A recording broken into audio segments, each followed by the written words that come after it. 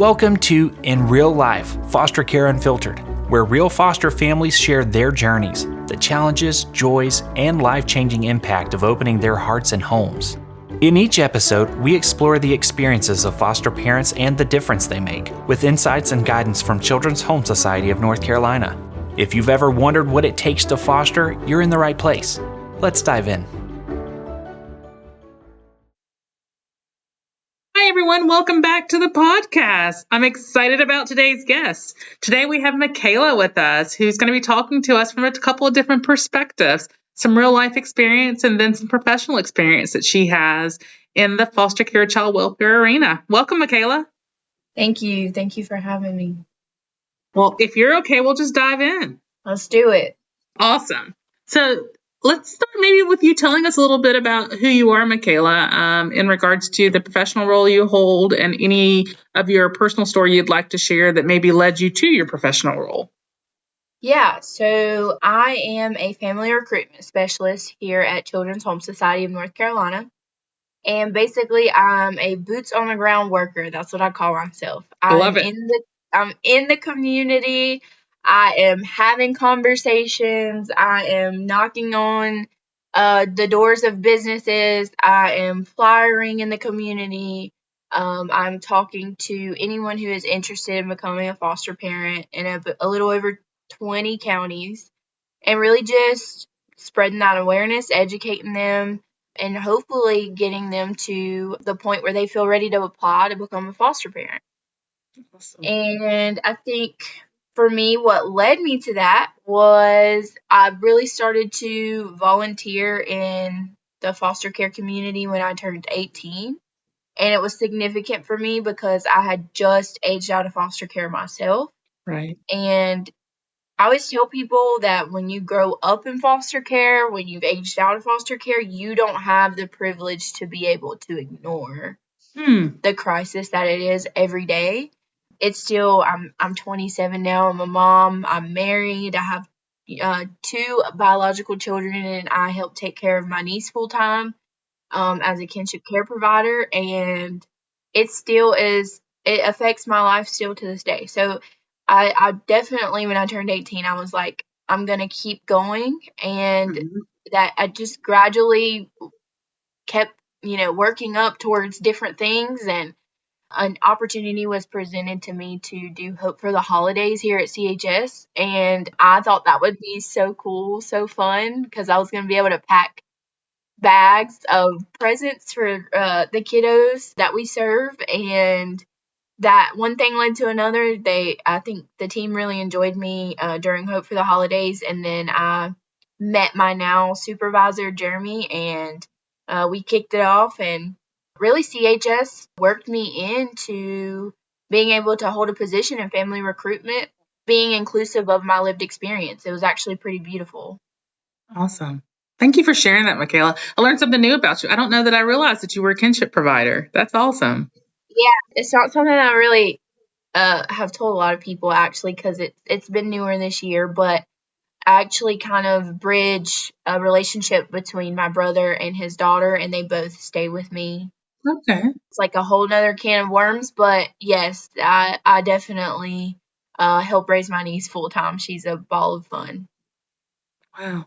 I don't know where you get all the hours in the day, Mikaila. Me neither.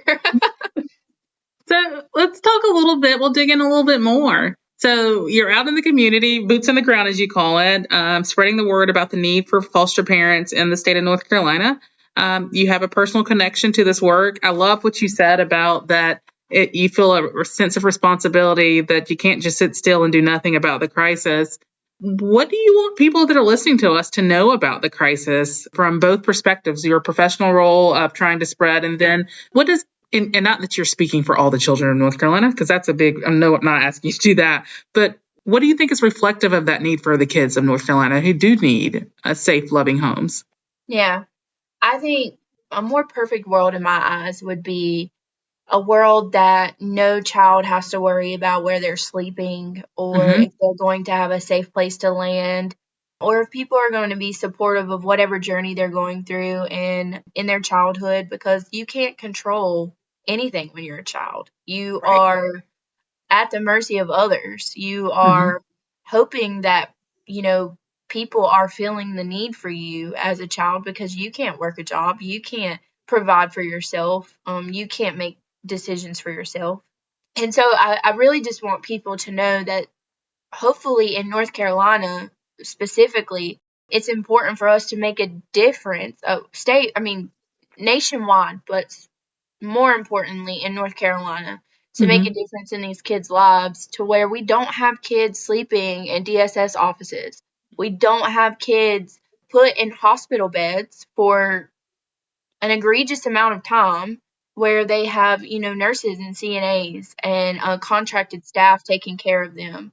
Every child deserves a family setting, even if it's not traditional.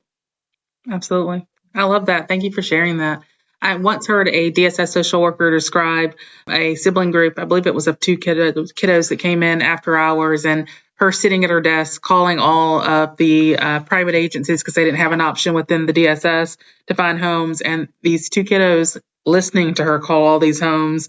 And she said she was putting herself in their shoes of what must that be like, that I've been removed from everything familiar in my birth family, and now I'm sitting in this government office listening to this person who seems pretty nice, but I don't know her really, making all these phone calls, and it doesn't look like there's anywhere for me to go. And what does that mean about me? Yeah. How does that sit with you? That's always stuck in my head. So that actually happened to me. I didn't get to a point where I slept in the DSS office, but I do remember sitting in front of my social worker and them calling home after home to just see if someone would say yes to me at 12 years old. Mhm. And thankfully, my first foster home was actually a really, really great experience. And but I do remember that night it got pretty scary. Like I thought that I was gonna have to sleep at DSS, and thankfully that never happened with me because there wasn't enough people willing to say yes. But that's actually been my experience as well. Well, thank you for sharing that. I didn't know that. I think that a lot of people that may be listening to us right now, Mikaila, can't conceptualize like what we're talking about when we say there are not enough homes. But just if you can, that imagery of being scared of, I've just been removed from everything I know, and I'm sitting in this office that I don't really know these people, and it doesn't look like it's going really well. And is this where I'm going to stay the night? Yeah. Well, I mean, the situation that I had come from when I sat in the DSS office was not a good situation. It was a very abusive situation. It was, now looking back it really did contribute to a lot of my trauma that I'm still having to deal with in my late 20s. And at the same time, it was still all I had known for the years that I had lived there.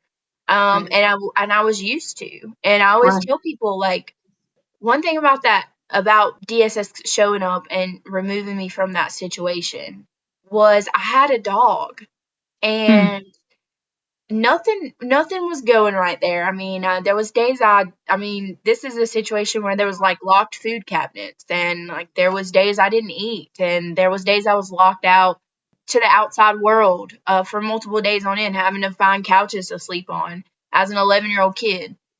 So I mean, no, it was not the best situation at all.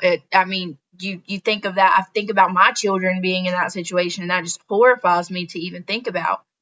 But I had my animal and my pet, and she was like my safe place, and she was Yeah. always with me.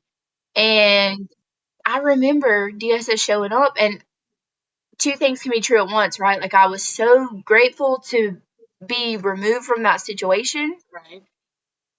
and I was also so scared and sad because I didn't know what was coming next. And I also had to leave my dog behind, who Hmm. was my only safe place for however long I had been there. So it's definitely something that it's hard to wrap your mind around, but I think if people take the principle of kind of what I was just speaking about and apply it to their lives now, like even as an adult, if my house burned down tomorrow, that would be Hmm. devastation. Like Right. this is all I know. This is what I've built. This is, if it burned down tomorrow, like that's so devastating and traumatic. So it's kind of the same concept. of you have to leave this whole life behind. You have to live in a new place. You have to get used to new people. You have to smell new smells. That was so big for me when I was in foster care. And it's hard. It's really, really, really hard. And especially as a child, it's super scary. Yeah. Yeah. Thank you for sharing and enlightening. And, you highlighted something that I don't think a lot of us talk about or think about, that it's not just leaving the people that you're living with. And like you pointed out, there may be some level of dysfunction or things that aren't going well, but it's what you knew. And there is, although it's unsafe, there's some safety in that you know what to expect. But also, in addition to leaving the house that you knew, you left your animal who was part of your family. He was your safe place. He was your refuge, and you're leaving without him. And now you're going to this government office and listening to this probably well-meaning social worker make all these calls and wondering what's next for me. Yeah, it's like in a movie. It's like a movie, right? It's crazy to think about. Now that I'm a mom, like, I think about my kids and just, man, I can't believe I went through that, because I could not imagine my kids being put in a situation like that. I just could not imagine that at all. Mm-hmm. What would you say to people who may be listening and are like, could I do that? Could I step in the gap and become a foster parent and be that temporary or possibly long-term placement for a youth? But they're not sure if they're called to that or if they're capable. What would you say that 12-year-old Mikaila back then needed? Because I think it's probably simplistic, but we think, I'm an overthinker, Mikaila. I don't know about you. I can talk myself in or out of anything if you give me a few minutes. Yeah, I'm a risk taker, but I love it. So what I would say is, if a child walked up on your doorstep today and had no shoes on their feet, no place to live, not a food, not a meal to have, would you open your home and your door to that child, regardless of where they came from or what they're going towards? Absolutely. I'm sure a lot of people would absolutely do that. They would not shut the door on a child. And that is really the calling of foster care. It's like, you don't know where these children will go that are going to be placed with you. You don't know what the outcome of their life will be. You don't know where they've come from. And in fact, I'm 27 and I'm still kind of uncovering and talking about some things to this day that my now family never knew. My husband never knew. Because you have to, as a child, you have to realize that we see the world, or they see the world, through their lens and what they know. And sometimes you don't realize as an adult that those kids only know what they know. Like, they've never been taught anything else. And until they grow, or until they're exposed to more positive and more healthy things, their capacity can't expand to be able to understand maybe possibly what you understand. So foster care is really just, will you open your door to a child? And sometimes when I talk to foster parents or potential foster parents who have older kids, I say, if your son, like your teenage son, came home and said, "Hey, Mom, I have a friend at school who has a really hard home life, and he don't have parents, and he really needs somewhere to stay," would you say, "Yeah, look, we can work it out where he can come stay with you"? Like, would you say that? Then you need to be a foster parent. Right. Because I guarantee you there's someone in your kid's school. There's a kid in your kid's school who is in foster care, and they're looking for someone like you to step up to the plate. Yeah. And all it takes is one person to open their home for one child. One child. Yeah. And you elevate something, Mikaila, that I think that most people who may be listening to us, if you're not directly involved with child welfare, don't think about that. There probably are children within your child's school, your niece or nephew, or your best friend's school that may be involved with the child welfare system, or may be it's going to be happening soon, that DSS is going to be knocking on the door, and that it's in all communities, all socioeconomic statuses, all races. As you said, you cover about 22 counties within North Carolina. We cover all 100 at Children's Home Society.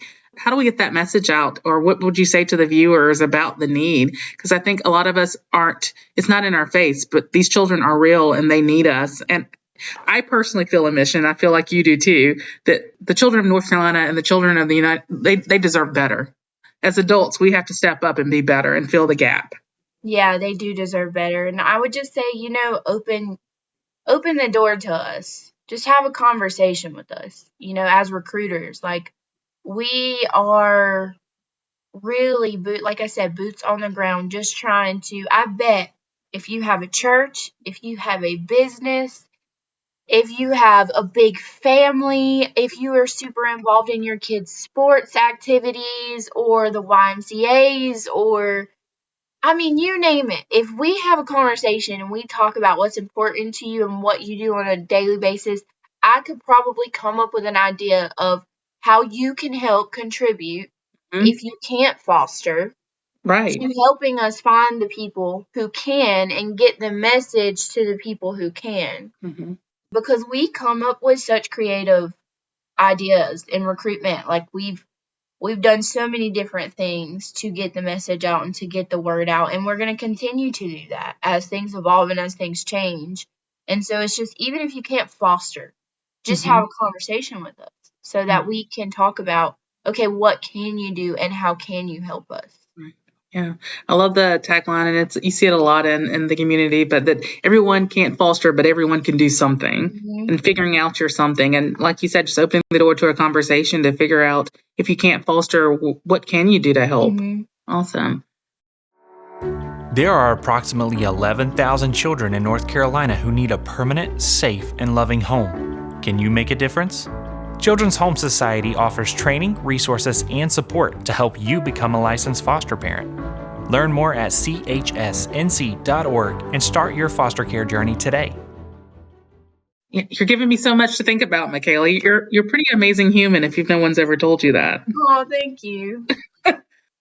I would say that I have definitely. I mean, people have told me how much, I inspire them and things like that. And when people tell me that, it's really hard for me to take it in, because it's just like, I don't feel like I've ever had a choice, like it's if we all walked in command or into our calling of just whatever we went through our childhood, I feel like the world would be such a better place. Like, if you are somebody, I mean, even outside of foster care, if you're somebody who's experienced a parent that struggled with drug addiction, you're needed in that calling and in that area to help those people or those kids or those youth who are going through that right now, or maybe even those parents, of talking to those parents or working in, volunteering in that sector of things. And I just feel like that's how I see the world. Like, and my husband is very much the same. Like, he walks in things that he experienced as an adult. Now he walks in serving the younger him. And I just feel like that's how we all should live our life. Like, that's what we need to do, because there's nobody that understands better than you if you've overcome something or gone through something, and you've been able to successfully map out your life as an adult or a young teenager and go down the right path. Because there's so many there's so many young adults that end up going down the wrong path because they didn't have that person to really just help them navigate that. That's interesting. I think there's a lot of fear too of possibly opening your heart to become a foster parent, but to foster teens and older children. I know you have a unique perspective in that you entered the child welfare system at age 12. What would you say to those individuals who are like, maybe I could do this? I'd like to try maybe fostering teens, but that's kind of scary. Yeah. I'm not sure what that would be like. I mean, I think it's all about people's mindset and the way that they view child welfare and fostering. I've talked to some amazing foster parents over the years as I've gotten older, but I also had some amazing foster parents. So my first foster, let's go back to my first foster mom. Okay. Her name was Mama B. That's what all her kids called her. Mama B. Mama B, even her grandkids. And Mama B and Papa B. They were really great foster parents. So she was very seasoned. She had been doing this for years. And you could tell the moment you walked in her house, she knew what she was doing. She walked up to your room with you. She asked you questions. She asked you if you were comfortable. She asked you, is there anything that you wanted to change? I mean, just the little things she knew. And her house was always so it was just full of love, and you could just feel that. And she had absolutely no expectation of you. And that's what I tell people. I walked into that house feeling and knowing that this amazing woman just had absolutely no expectation of me. She was not looking at me thinking, oh, I'm going to adopt her, or I want her case plan to change to adoption so I can adopt her. She wasn't even, if reunification was happening, she was all for it. She knew how to do that. She had shared parented with several kids and their birth parents. She had helped raise some young girls who had had children of their own while they were in the foster care system. So she had helped bridge that gap between mother and baby, with mom being in the foster care system herself. Like, she was so seasoned. And I just wish that, people who are even interested in this, even have like a thought about it, would reach out or talk to someone like that, or talk to someone like us who have been able to witness these families and work with these families. Because just like having no expectation of a youth that is going through a crisis like foster care it's really, honestly, from a lived experience perspective, from the youth's perspective, that's all we ever want. That's all we can ask for. And I lived with Mama B and Papa B for about a year, and then Mama B was diagnosed with a very rare form of bone cancer, and she was in a late stage of it. So that's why she would have fostered me until whatever happened happened. Whether it was they needed to find me a pre-adoptive family, whether it was I got reunified, which at the time when I was living with her, my case plan was reunification. Whether it was reunification happened, she would have worked the case plan to the very end. And that's what we need. That's the people that we need.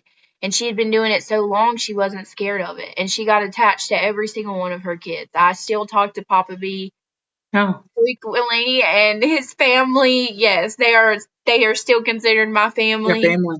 Yes.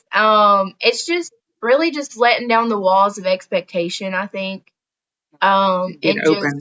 And just being open, and just having that heart to help a child, whatever that looks like, and making a difference in their life. Because Mama B is no longer with us, but I literally talk about her all the time, and the impact that she made on my life was just, it was irreplaceable. You can't. Yeah. I'm not gonna get emotional. I feel that as you're talking about her, Mikaila, even when you said from the moment you walked in her door, she didn't have to say a word, that you just felt the love and she knew what she was doing. And I would be curious, you mentioned that she would have kept you until forever. Yeah. I have a feeling you all never talked about that, or she never probably communicated that, but you felt that because of who she was in your life and the experience she provided you. So actually, years later, after I left her house, so I went to respite care, which we know is short-term care. So I didn't even get all emotional on you guys, but You're fine. I went to respite care, and I think she was thinking that I was going to be able to come back home, but she didn't know how advanced everything was until later on down the road. So a couple years later, Papa B and the family, they didn't really know where I had went, going throughout the system. Again, I moved 23 times. So, it's hard to keep track of a kid that's, changed social workers and moved that many times. So, when she passed away, I wasn't aware of that until I got a little bit older and I reconnected with Papa B. Okay. And Papa B actually told me stuff that Mama B never got the chance to tell me. So he had told me that I was actually, so they had like multiple kids. I can't even remember how many kids they had between biological, adoptive, like foster. I can't give you a number, but I was the first child she told about her diagnosis. Because she wanted to make sure that like I knew it wasn't me and I hadn't done anything wrong, and that this was just a very serious situation, and she had to figure it out, and she unfortunately could not foster any longer. And when Papa B told me that, I just felt like it just kind of rekindled that feeling of I was important to her. Mm-hmm. She communicated even with me based off of my situation in a more one-on-one intimate way than she did even her own biological children at the time. So that way I knew, she wasn't just making this decision off the whim or for no good reason. And then Papa B also told me, he said that we would have kept you until whatever happened. And he wanted to make sure that I knew that. And shortly after I even had my kids, like, we've gotten photos done with like their family and like my children together. And yeah, so it's just a really important relationship that I made with some of my foster parents, and well, with them.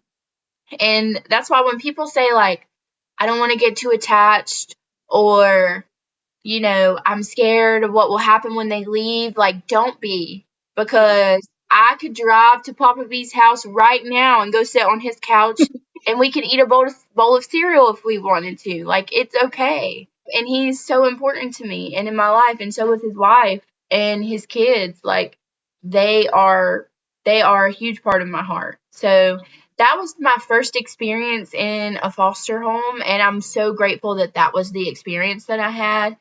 Now, moving forward, there was placements that definitely weren't as great, but yeah, it was just a really good first experience. Wow. Thank you for sharing that. Yeah. It's resonating to me, the words that you used, that you knew that you were important to Mama B, and that isn't that what we all want? Just to feel important to someone else and to feel like we belong. Yeah. And I think that kind of sums up the need for foster parents. Like, you don't have to have it all figured out. You don't have to have a great parenting skills resume and have taken, all the classes and know all the things and have the best support system. But Right. can you be important to another? And can you allow yourself to fill that gap of importance to a child that may need you for whatever period of time? Yes. Yep. I'm telling you, looking back, all my foster parents, all of the really good foster parents and group home parents I had, they've all contributed to my life in different ways. It's really beautiful. There's ones that taught me how to cook certain things, or taught me how to, like, I think probably in a traditional upbringing, people think about like things their mom or their grandma taught them. I think about like all the different, like I said, foster parents, group home parents that taught me different things.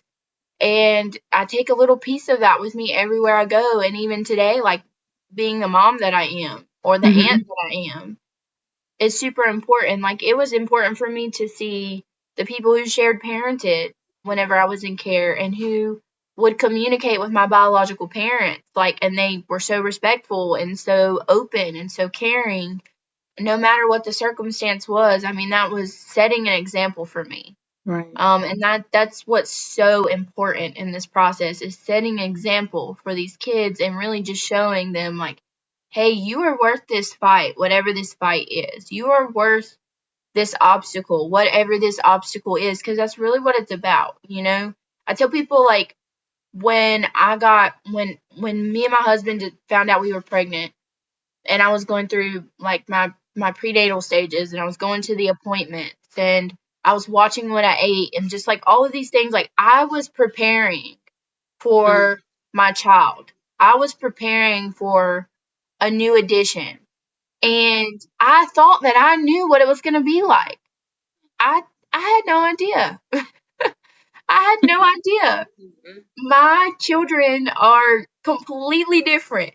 I have one who is like monster trucks and cars, and he's outspoken, and I'm really just dreading the day he breaks a bone, because he's fearless, and he doesn't care about anything. He will jump off a bunk bed in a heartbeat. And then I have one, he's timid and he's careful, and he's more scared of things, and he struggles in different areas that, like, you cannot prepare for biological children just yet, like you can't prepare for a child that you're fostering. You don't know what it's going to look like. Children are children, and that's really how people need to see it. Like, if you have the space and the love and the home step up to the plate, because there's a kid out there that needs you. Right. Yeah. There's a kid that needs you and your family specifically. And that's one thing I will say about CHS is I feel like we do a really good job about that, with that. The rooms that I sit in, I think some people don't even realize that I was a kid in foster care, some of the people that I work with. Mm-hmm. But when I sit in the rooms with them and I hear them meeting, it is just so healing for me to hear them talk about these families and these kids and how they're trying to support them and how they're trying to find the best fit for these kids. It's all about the kids all the time here. And it's so healing for me just to see that, because they really do care about not just placing any child in any home. It's really important for it to be personalized. And that's what I value so much about us. Thank you for sharing that. I think you raised something else too that's, and I love the contrast between parenting children who are biologically related to you and parenting children who are a part of the foster care system, that you're really never going to be prepared for either realm of it, really, right? I used to say as a therapist when parents would come in and they were like, oh, I just need you to help me fix this, Shannon. I'm like, well, as it turns out, they didn't get all the books that I went to school with. So we need to kind of dig in and figure out, like, I don't know that we can overnight, fix all of this. Yeah. Because parenting is hard, whether, again, biologically you're parenting or you're parenting through foster care or kinship care. It's hard, right? But in fostering, you don't have to do it alone necessarily. There are layers of support. And as you kind of pointed out, at CHS, there's all kind of supports in regards to mentor groups with other foster parents and education and social workers and case management and resources and supports for the children you're fostering as well. What would you say about that kind of concept of not having to do it alone? Oh, wow. I mean, looking back, so I was in the system 10 years ago now. And I mean, I was young, 15. I was like really transitioning foster homes 15 years ago. So looking back, whenever I was in foster care, like 15 years ago, actively transitioning, I don't recall having any foster parents from CHS. And I think that I would have been able to tell a big difference between being fostered by someone who was licensed with CHS and someone who was licensed with the county, just because of the supports. And not that all of my foster parents with the county were bad, or that being licensed through the county is bad by any means. It's just my perspective as a youth in care is a lot of my foster parents and a lot of the county workers, I mean, they were stressed. Like it was a lot.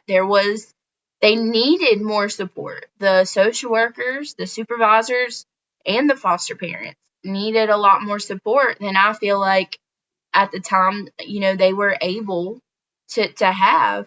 And then working on the inside in the four walls of CHS, I see that in action. I see that that's what our specialists care about so much, is the support that they're giving their families, is showing up for that birthday for that kid, is showing up when the family is going through a hard time. The programs that we have, the new success coach program that we have, like, wow, that is amazing. And it's amazing that people can reach out to us, and we are going to have a program, or we are going to have someone that works here that is going to be able to help this family in whatever point of their journey that they're on, whether that's fostering, whether that's pre-adoptive, whether that's post-adoption, whether that's, children who are placed in a foster home and reunification is happening. Like, that's all hard stuff. It is really, really hard stuff. And I see within CHS that being put into place, like that they are working boots on the ground to make sure that that is happening. You're giving me so many new perspectives, Mikaila. It's so refreshing to talk with you.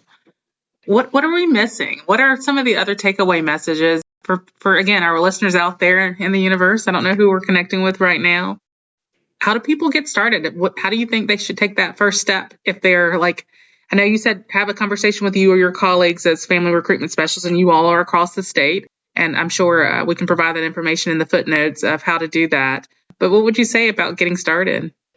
I would say obviously visit our website. We have a lot of really helpful and good information on our website. And I would also say watch testimonials and listen to the families who are doing it. Join an information session and just start doing your research. If you feel like, anything that I've said today could apply to you, even if it was going back to you have a child that's in high school or middle school, and if there was a kid in their school that just needed a place to land for a little bit, you could be a foster parent that provides respite care so that kids do not have to transition whole schools in the middle of the school year or at the end of the school year when they're about to take their end of year exam. I went to 7 different high schools when I was in foster care. That is not something that children should have to experience. If we can't stop them from having to move or placement, at least maybe we can find them someone who, their parents are foster parents or they are in the same school district, so they don't have to leave home and school and friends. Right. So it's just like, think about in what way can you serve, and step up to the plate and start doing your research. Put an inquiry in, have a conversation with us, set up a meeting with us, and fill out that application and just see where it goes. I love that. I love that you use the word service, Mikaila, not fostering. I've been doing this now at CHS for 20 years, much longer than that. We won't get into that because then I'm going to age myself. But, I have viewed my career as a therapist and as a person in the child welfare arena that's advocating for children and families. It is service. It's about giving back and trying to make life a little bit better and leave lives for all of the lives that I am blessed to be able to touch a little bit better than what maybe I found them. Maybe just a teeny bit. But if I can do that, I feel like I will have lived a life well lived. Yes, that's how I feel too. If I can just impact people I work with just a little teeny bit, or the kids that I serve just a little teeny bit, I think I will be at peace with what I've left behind when I'm no longer here. I seen something the other day that said in 200 years, somebody else will live in our house. Somebody else will, be where we are. Like, we will not exist in 200 years. It's important to know that we left something behind that impacted the future generations. My grandkids at that point and great grandkids will be carrying hopefully what I've passed down and what I've left behind for them to be able to learn from and be impacted from. So that's what's important to me too, Shannon. I love it. I love it. And everyone listening can do something, as you highlighted earlier. It may not be opening your home to be a foster parent, but if that's something you're interested in, Mikaila and her colleagues can stand beside you and talk about that. But you can open doors for other families and for kids not to have to be sitting in that DSS office watching their social work call family after family, as Mikaila shared that she even experienced, and be a difference maker for the many lives. Anything else as we're closing here, Mikaila, that you would like to say to our listeners? No, I just, if you've listened to the end, I really appreciate, your time and your heart. Obviously, you have to have some sort of heart for service, for kids, for child welfare to be here right now listening, and just take that and run with it. And wherever it leads you, wherever it takes you, just feel confidence in that, because I promise you, 5 years ago, I was bartending and waiting tables, and you could not tell me I was going to be working for a child welfare organization. I would have said, you are lying. It is not happening. And I've been here at CHS for 2.5 years now, and just the families that I still have conversations with and the impacts I've seen been made over time, there's nothing more fulfilling than that. There's just nothing. So it's all worth it. Just take it, run with it, and let it lead you where it guides you. Well, thank you for joining us today, Mikaila. It's been such a pleasure to talk with you and to learn from you. And thank you to all of our viewers. Thank you for joining us on In Real Life, Foster Care Unfiltered. If you're interested in becoming a foster parent or supporting children in foster care, visit CHSNC.org to learn more. And if you're a current or former foster parent with a story to share, email us at inreallifepodcast@chsnc.org.